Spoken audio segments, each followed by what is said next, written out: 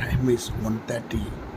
இப்போ என்ன பண்ணுதுன்னு எனக்கு தெரில. பசிக்கு என்ன சாப்பிட்றதுன்னு தெரில. சாப்பிடாம தூங்கிட்டேன். இப்போ என்ன சாப்பிட்றதுன்னு தெரில.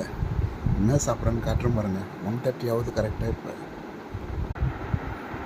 மில்க் பிக்கிஸு தண்ணி சூப்பர் காம்பினேஷனுங்க.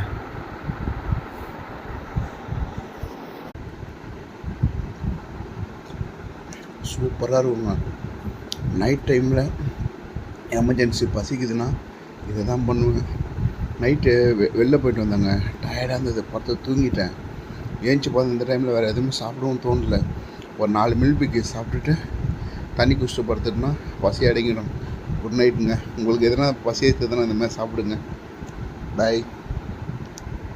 1:30 ஞாபகம் இருக்கட்டும்.